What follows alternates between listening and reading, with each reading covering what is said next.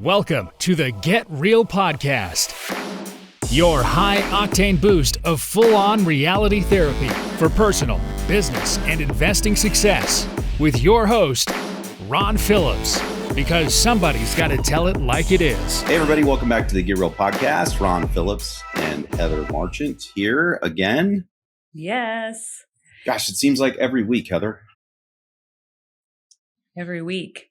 Every week. You're sitting outside, and my husband played hooky from school and took my daughter skiing today. That's how different we are in our places where we live. You just fully got punked today.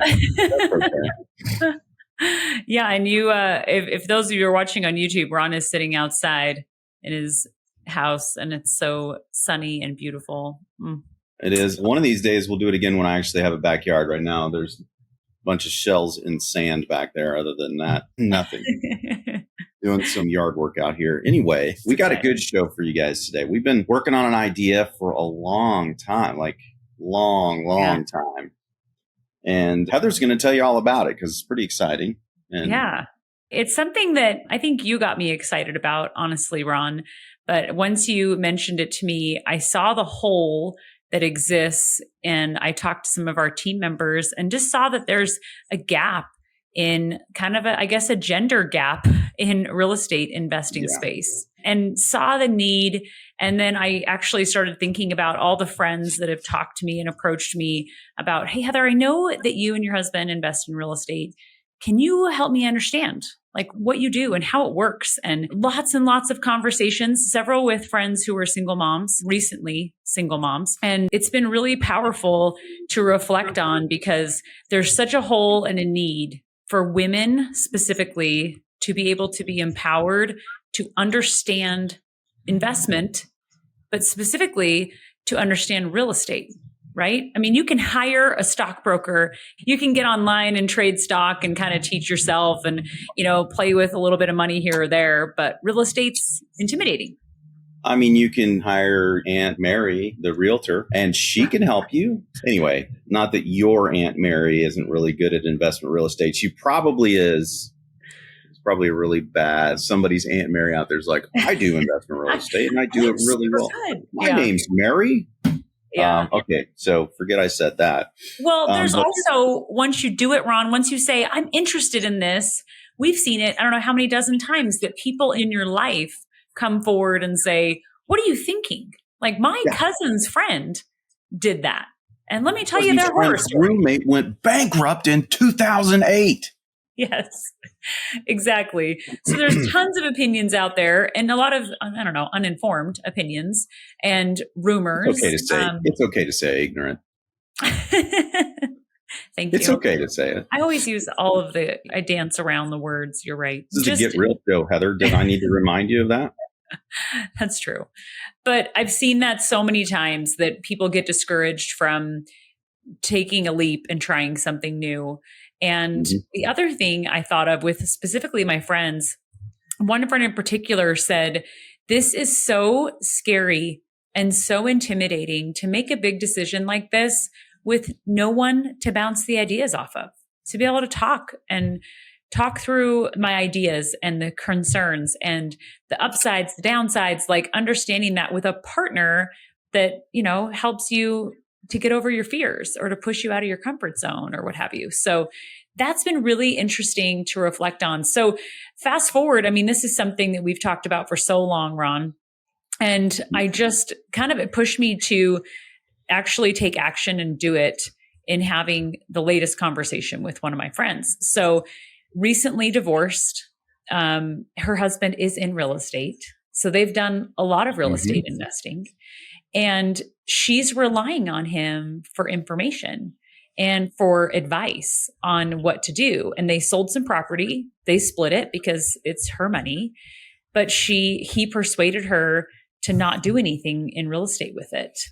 And I thought that was really interesting. And she said to me, I just don't want to have to rely on him to be able to make these decisions. Like we're divorced now.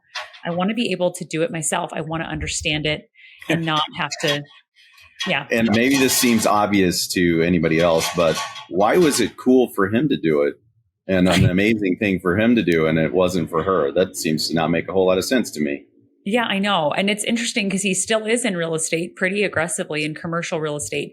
But she said he told her not to because the market's high. And I went, oh, interesting. Well, yeah.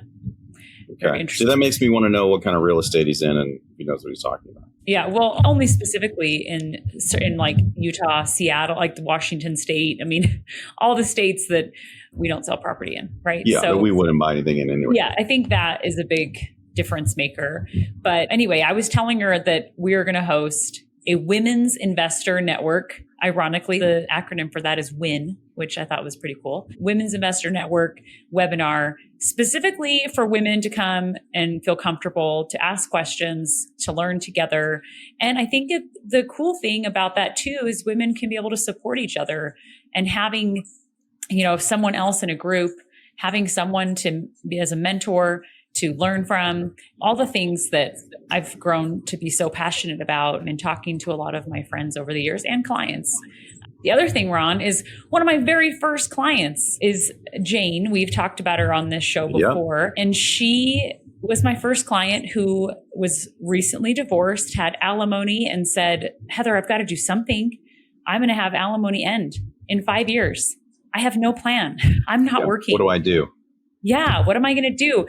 And so we helped her invest and use the IRA, her husband's IRA that she not inherited, I can't remember the word, but the spouse IRA that she got in the divorce, and invest those funds, and then invest some of she used a home equity line on her home and put her daughter through college, and was able to make it through and not have to work.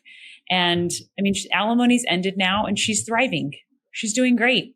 And I think it was just having someone to bounce the ideas off of. And I think the other thing too is having somebody who's going to patiently help them with all of fear and anxiety. I mean, she wasn't my client, but I do remember talking to you several times, and she had a lot of questions. It was like I'm putting my chips in, and I really hope that the hand is good. That's kind of where she was. And then I remember we helped her do a 1031 exchange after a while as well, because she had done really well. And everything didn't go swimmingly. It's real estate. We've talked about that before on the show. But overall, it went really well for her. Really well. Great. So it's going to be super exciting. I've wanted to do this for a long, long time.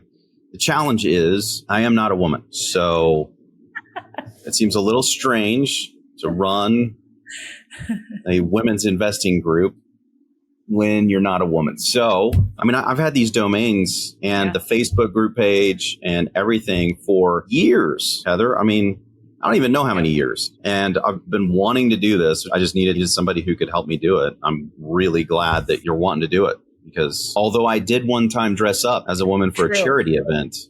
True. I still think even if I did that again, it would be very weird. Very weird. We could post that, Ron. We could share that as part of this. I don't think we should do that. That video only gets shown to certain select people. Yeah. So, well, I think a couple things about you and this company that I think are really unique is you have always encouraged me specifically, if I just talk about myself first, to step up and step outside of my comfort zone and to try new things. I just sit and think, and I can think of many conversations just in a second of times that you looked at me and said, you can do this. Like, you've got this. And you've always been that way for people on the team. But I would say specifically women on the team, because I think women tend to doubt themselves a little bit more than men, unfortunately. And you've created a culture that women thrive here and have a seat at the table. And I think that's unique in and of itself to run a company that way. And I think that's why this has been, to some degree, a passion for you specifically, and also for me. But talk a little bit more about that, because I'm putting words in your mouth. So. Yeah, I mean, it all started kind of after 2008 for me, because a lot of people who this is a passion for, they're from a broken home. They were raised by a single parent. They have some kind of, I love my mom and she worked really hard, but I don't have that same kind of experience. I had we've talked about it on the show. I hit the parent lottery, both sides. It was amazing. But after 2008, I experienced what it was like to have everything kind of come crashing down and be left with, like your friend, like and even maybe even worse off than your friend because they didn't really get anything. Because after 2008, everything financially kind of collapsed, but a lot of families collapsed. Yeah. And in my church, I was put in charge of kind of the welfare of all the people needing help, right? It was put in charge of helping these people who were in pretty dire straits, many of whom were recently single mothers who were very scared because life just got completely upended and they didn't think they had any skills, which is completely not true at all. Yeah. Many times they think they're not as smart. And I think it's not necessarily that they're not so smart, but they haven't had the experience. So they're behind 20 years or 10 years or 15 years. And I watched them be scared. I watched them try to figure out how to pick up the pieces. And after that experience helping all of these people, I realized that there wasn't a whole lot out there for them in our world. It's a very man-dominated space, real estate. I mean, not realtors. There's a lot of female realtors.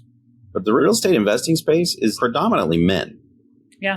I should agree. say that I'm in a lot of mastermind groups, and the number of powerhouse women is increasing dramatically, and it's fun. It's actually fun to have their point of view and perspective in the room. And in many cases, I told Heather this for the last several weeks, we've been trying to put this together, is that many times they do it way better, like way better, not a little bit better, way better. So I don't know why it is that real estate investing has a gigantic proportion of men, but they do. Because of that, there's a comfort level that I can't appreciate because I'm pretty comfortable no matter which room I go into. But I've heard it for years. And I thought to myself, man, we built this charity to support women. We did all this stuff. The most impactful thing we could probably do is to teach them how to invest in real estate, because that's the thing that's impacted my life the most. And all the people that we've taught and the people that I surround myself with, I mean, real estate has completely altered their existence. So why would we not empower women in that way? And a women's only seemed like the best way to do it. I thank God every day I'm not a woman, but I can't run a group if I'm not. So. Well, I think having your passion and your drive, though, I think helped create a culture where I particularly would be confident enough to do something like this. I've told you this before, Ron, that I would go to masterminds with you, and the couple times I've been without you, I would share my opinion. And it did feel like from the front of the room, my opinion was disregarded. And it did feel like it was because I was a woman, right? That I didn't understand it well enough, right? The mansplaining and all that, people joke about, but definitely there is some of that in the culture and in the investment space. I talked to our person in our office, her name's Natalie. She does all of the appointment setting for our team. Mm-hmm. And I said, how many people, what do you think, without, pulling data, right? So this was not like a data poll, but it was her, like just asking her, how many people do you talk to that are men versus women that call us and want to learn about investing? And she, just from the hip, she was just like, man, like 90%. I talk to so few women. And I feel like if we talk to women, those are the powerhouses, that 10% that really are going after it. We work with spouses, right? But the people who initially reach out to us are men. And so that was a wake-up call for me. That was just a couple weeks ago. And I was like, man, we really need to do this. Like, what a market that is not being served. And I'm passionate about it with all of the experience I have with my friends. But I'm also passionate about it. We haven't even talked about this, Ron, but I've also had clients pass away. We've had several clients, men, pass away. And their spouses don't know what's happening, or those that inherit. So their children, right? So one particular client we talked about on this show, Doug Williams, love Doug. Such a good guy. Yes, long-term client, like 10 years or something, we worked with Doug. And when he passed away, his wife was incapacitated and in a Alzheimer's home. And because I'd worked with Doug for so long, I was able to trace back emails where he had told me about a nephew. He had 2 nephews that he told me I should talk with. He wanted his family so bad to understand what he was doing and how it had changed his life. I can count, so many conversations where he was just like, I just want him to get it. Like, here's their phone number. Will you call them? And I'm like, well, sure, but they're going to have to want to do this. Like, I can call and talk to your nephews. So there were 2 nephews. They'd never really moved forward.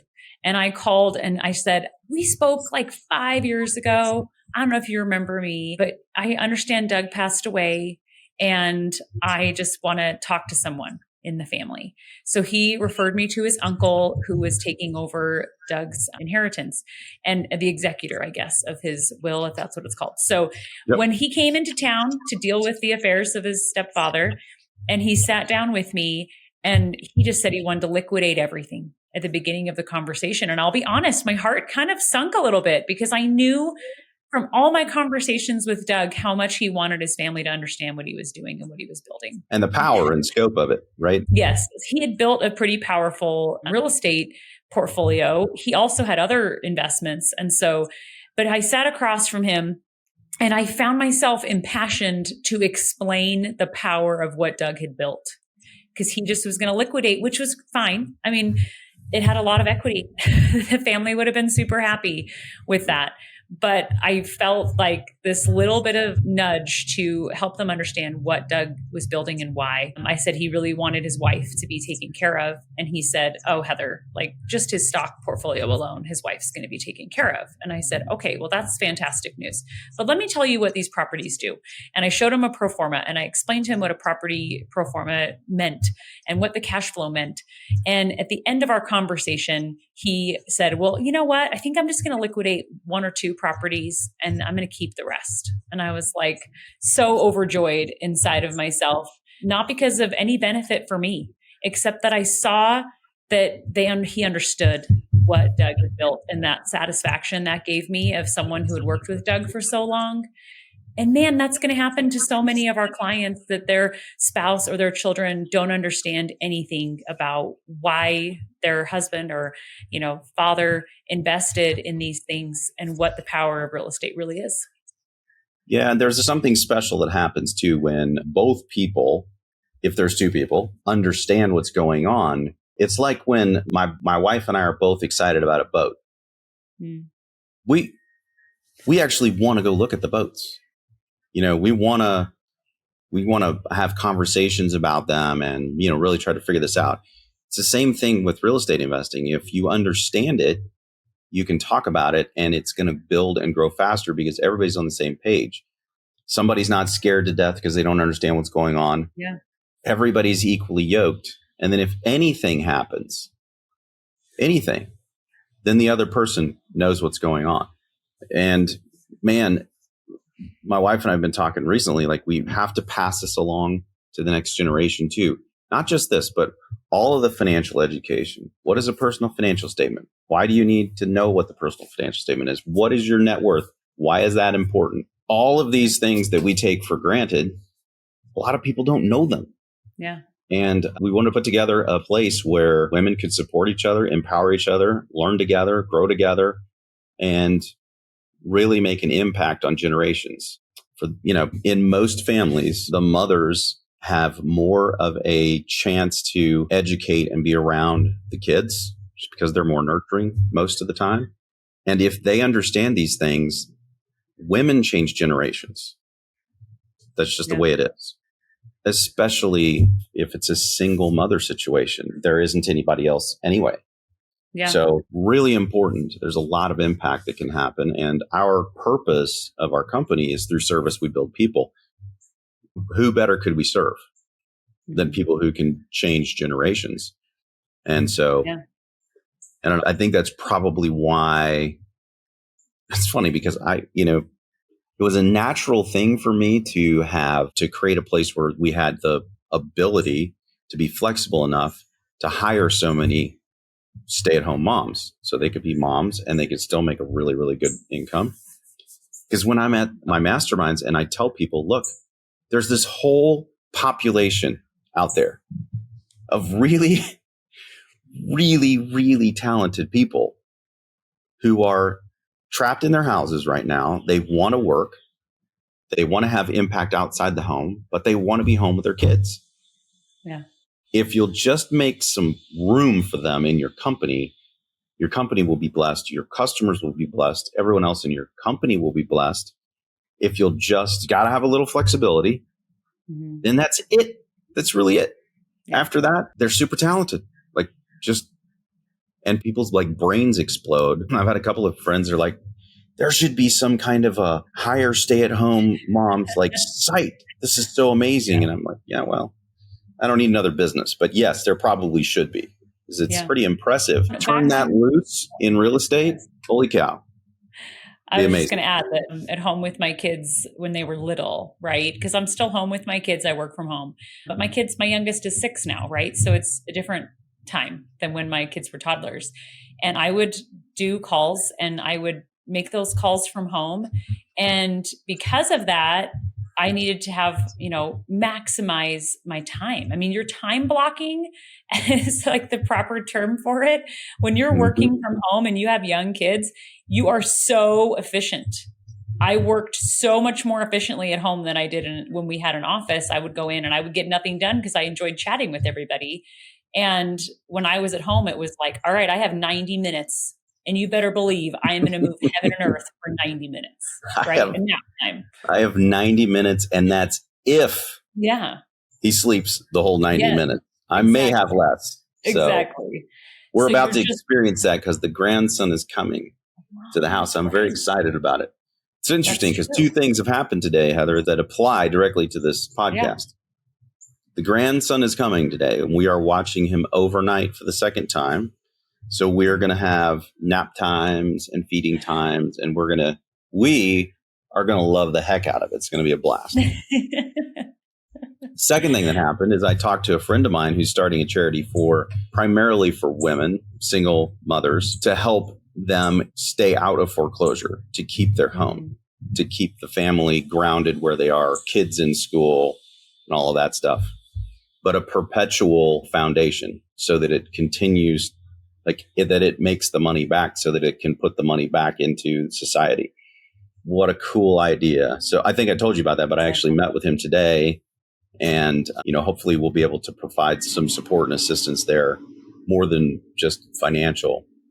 But both of those things align with what's going on here. I'm excited about this group. I'm even more excited that you're running it. I'm actually really excited. I would say if you told me I'd be doing this 5 years ago, I wouldn't really believe you. When you first asked me to just be a guest on the podcast, I had all these butterflies. I was super nervous, and I've mostly just been excited. And I think it's because something you also shared with me years ago that I remember is when you're in the front of a room and you're speaking and you're nervous, it's because you're thinking about yourself. And when you are in front of a room and you're confident and I think there's always a little bit of I'm in the hot seat type of vibe. However, to be nervous and anxious is because you're only thinking about yourself versus the people that you're talking to and the people that you want to change their lives. And so I think that's why I really haven't been very nervous. Yeah, that is a Sean McCloskey-ism. Oh. I learned that from him, and it is so true. Every time I've ever been nervous to speak or do anything like that, I just ask myself, okay, why are you nervous? You're nervous because you're worried about how you're going to look or how you're going to appear, or whether you're going to forget what you were going to say. It's all internal. It's all fingers pointed at you. And when you can flip that around, the nerves go away. Yeah. And it completely changes the dynamic. So to say it in the get real way, if you're scared before you speak, it's because you're being selfish. Yeah. That's a really hard thing to say because everybody gets scared before they go up. But I promise you, next time you get to go up to speak, if you start thinking about the people in the audience and you actually look at them and you think, how can I impact their lives? The nerves go away. They just do, because now you're not inward focused, you're outward focused. And I really am grateful for Sean saying that in the harsh way that he did, which is basically that you're selfish. Yeah. And then he had to explain it because that sounds really horrible to say to somebody. But Heather, you're going to do amazing. And the group is going to be amazing. I cannot wait. I mean, think about our last groups that we've done. Most of the participation in the groups, actually, at minimum 50%, but I'd say even more than that, came from women engaged, asking questions, answering questions, really playing full out. Guys, for whatever reason, are more prideful, I think. And so many times they don't play full out. They have to know the answers. And that's not the way we learn. It's not the way anybody learns. So I'm excited for the group. I'm excited to see how it plays out. I promise I will not sign in as Rhonda and just hang out in the group. Wouldn't that be cool? Now what's going to happen is if somebody actually signs in as Rhonda, they're going to be like, Rhonda. Ron's in group. Ron's in hanging out. Yes. No offense to any Rhondas who join the group. Anyway, Heather, if they want to join, how do they join? How do they get on this deal? So we had a website, like you mentioned, Ron, for years that we just never utilized. So the URL is women's, plural, so ENS, women'sinvestornetwork.com. And that has the sign up sheet. If you get lost anywhere in that process, just email us, invest@rpcinvest.com, and we'll get you directed into the right place. Again, I talked to a woman yesterday, a friend of mine, and she said, man, Heather, I just didn't learn financial wisdom from my parents. I just didn't. My parents were always paycheck to paycheck, had poor credit. My siblings are in the same boat. And I just feel so fortunate that I understand these things so that I can change generations, right? And that's really the why behind a lot of this that really, I know, gets both of us excited. But I don't know, I just want to reiterate that one more time, that if you have a spouse that you're excited about investing and your spouse isn't. I was there. My husband was not excited about investing in real estate. And it's like, who's this Ron guy? Yeah. And why are you listening to him anyway? He's bald. Yes, he doesn't have any hair. What is he thinking? No hair means he has no idea what he's talking about. That's right. It's really the opposite, Doug, if you're listening. It really means, my grandpa always said grass doesn't grow on a busy street. That's fantastic. I'm going to use that with my dad. So I just know when he was on the same page as me and he understood it, it was a game changer, because I was no longer feeling like I had to just beg to buy a rental property. He would be the one to say, hey, I'm ready. Are we going to buy another rental this year? What's our plan? And that was so awesome to be on the same page about it versus please just let me, please. Yeah. And to all you men out there, I just want you to know that being on the same page about multiple things is really, really good. See, my wife and we're on the same page about guns as well. And it's a blissful thing. Occasionally I come home, Bobby Joe says, man, I think you need another gun. And I'm like, I think you're right. I think you're right. I think you're right. I might need to. You're right. You might need to. That's the kind of relationship everyone should have about investing in real estate. Same thing. I'd throw in there boats and cars and anything else you like. If you can get on the same page. Oh, blissful. Yep. Blissful. It will be boat shopping was never as much fun until Bobby Joe decided she liked boats. I'm telling you. That's true. That's true. It's great. You told me that. I remember. The webinar will be 90 minutes. It will be recorded. It is so much better to attend live.